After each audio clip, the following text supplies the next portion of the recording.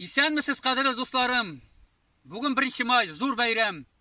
Bu bayram bilen sizni kutlamakçı olam. Sizge dileklerim. İsen sağ bulayık, birga bulayık, dost bulayık. İsenlik, sağlık sizge. İşinizde oğuşlar, gayle bakıtlı bulsun.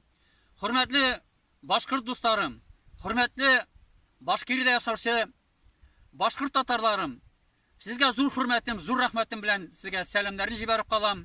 Sizin hürmetke bugün bayram bilen sizni kutlap Yürüzen degen jirni başkarmakçı olam. Hürmet etip sizge bu jirni rahim etip tınlağız.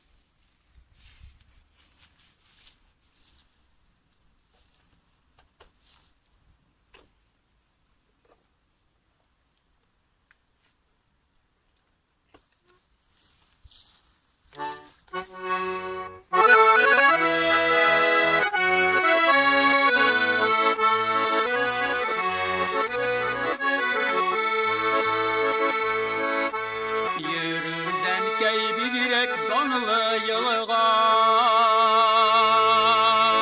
Küpne küregen küpne kişirgen Onda batır yigit salavata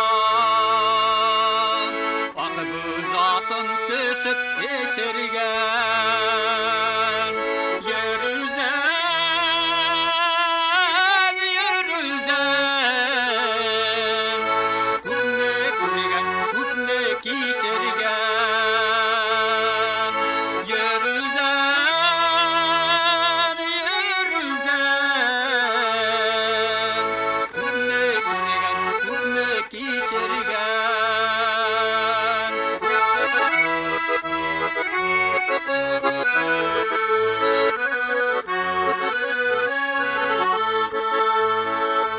Dağlar, taşlar jimirip bırılıp bırılıp Yürüzenke yarsıp olasın Gönlüme tut büyük dulkınına Yarsıp yarlarına beresin